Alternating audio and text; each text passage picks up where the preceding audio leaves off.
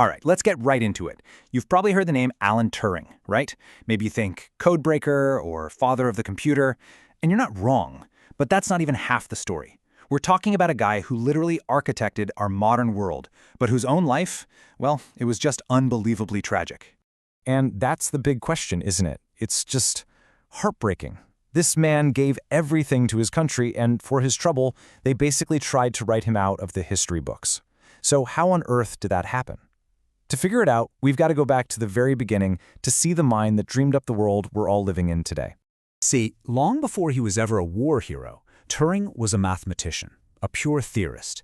He was just thinking about these huge abstract ideas like, what are the absolute limits of what we can even calculate? And right there in that world of pure thought, he laid the foundation for, well, everything. Your phone, your laptop, all of it. So this Turing machine, it wasn't a real machine with gears and wires. You gotta understand, it was all a thought experiment. Imagine a super simple device, one that can just read, write, and erase symbols on a crazy long piece of tape. Sounds basic, right? But here's the genius part. In that one simple idea, Turing basically described the DNA of every computer ever. He showed that a single, universal machine could be programmed to do literally any computation you could think of. It was the blueprint, the absolute ground zero for the digital age. And hey, don't just take it from me. This quote here is from John von Neumann, another absolute legend in computing. Even he knew that Turing didn't just solve some math puzzle. No, he invented the idea of the modern computer. I mean, that is just a mind-blowing achievement. Okay, so you've got this incredible theoretical idea, but now it's about to get tested in the real world, and the stakes could not possibly be higher. World War II kicks off, and Britain is desperate. They need their best and brightest, and Alan Turing's incredible abstract mind is about to get aimed like a weapon right at the heart of the German war machine. So he ends up at this top-secret place called Bletchley Park, and he becomes the guy, the absolute driving force behind cracking the infamous German Enigma code. And he didn't just, help out, he completely changed the game. He's the one who laid out the specs for the Bomb Bay, this machine that could automatically figure out Enigma settings every single day. When they weren't getting the resources they needed, he went straight over everyone's heads and wrote a letter to Winston Churchill himself. And get this, he wasn't done. After Enigma, he moved on to crack an even more complex Nazi cipher. But the guy himself, the man behind all this brilliance, he was a character. His colleagues called him Prof, and he was this total eccentric. I mean, this is a guy who would chain his copy mug to a radiator so nobody would steal it. He rode his bike to work wearing a gas mask because he had bad hay fever. And my favorite one, his bike chain was always falling off, but instead of fixing it, he just counted the pedal rotations and would hop off right before it was about to break to fix it by hand. Just a totally unique, brilliant mind. So what did all this actually mean? What was the impact? Well, the official estimate from war historians is that the work at Bletchley Park, with Turing as its beating heart, shortened the war in Europe by more than 2 years. Just stop and think about that for a second. We're talking about millions of lives saved, all because of what they accomplished. He even got an award for it, an OBE, which is a big deal. But here's the catch, the really crucial part. Nobody knew what it was for. It was all top secret. His work, this achievement that literally changed the course of world history, was completely hidden from the public. He was a hero in the shadows. And that secrecy, well, it's what left him completely exposed for the tragedy that was coming. And this is where the story just nosedives. It's a sharp, brutal, unbelievable turn. The very man who helped save the country was about to become a target of its own laws. His life as a hero, even a secret one, was about to be completely destroyed. It all started in 1952. Turing's house gets broken into, so he does what anyone would do. He calls the police. But in the course of the investigation, he's just honest. He acknowledges that he's in a relationship with another man. And you have to remember, at this time in the UK, that was illegal. So for simply telling the truth, he's arrested. The charge? Gross indecency. The government then gives him this just awful choice. He can either go to prison or he can accept probation. But the probation came with a horrifying condition. He had to undergo a year of hormone therapy. Basically, they injected him with synthetic estrogen. The goal was to cure him by destroying his sex drive.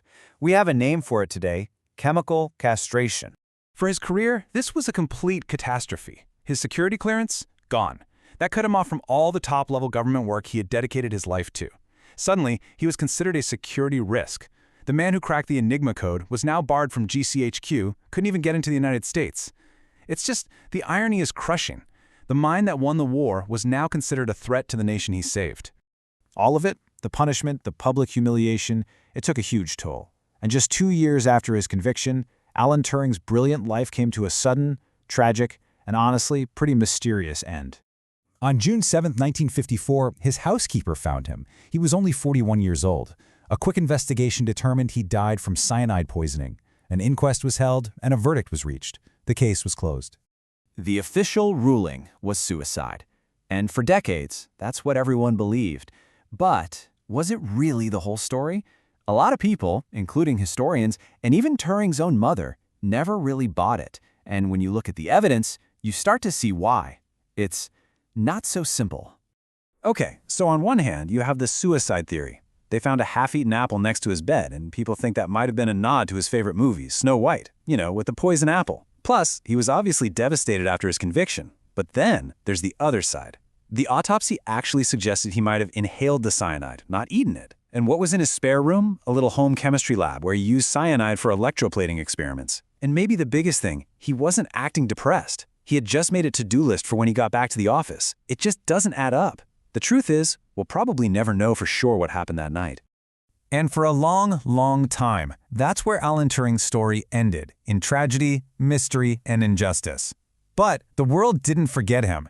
As the years went by, the secrets about his work during the war finally started to come out.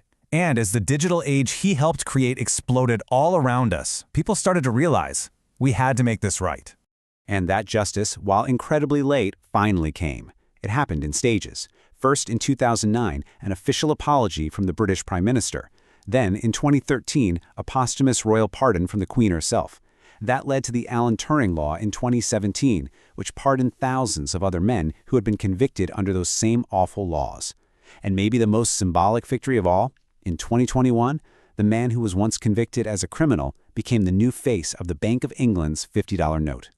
That first apology from Prime Minister Gordon Brown, it was a huge moment. It was just so simple and so direct. For the government to finally say, on behalf of everyone, we're sorry, you deserved so much better, it was powerful stuff. And this quote, I think it really puts everything into perspective. It reminds us that this wasn't just about inventing computers or doing some fancy math. No, we're talking about the guy who was instrumental in making sure the Allies won World War II. That's a debt we can frankly never repay. So that leaves us with one final, sobering thought. Alan Turing's legacy was eventually saved because his genius was just too massive to ignore. But it makes you wonder, doesn't it? His story forces us to ask a really tough question. How many others weren't so lucky? How many other brilliant minds has the world lost over the years? Not because they weren't capable, but simply because prejudice got in the way. It's a scary thought,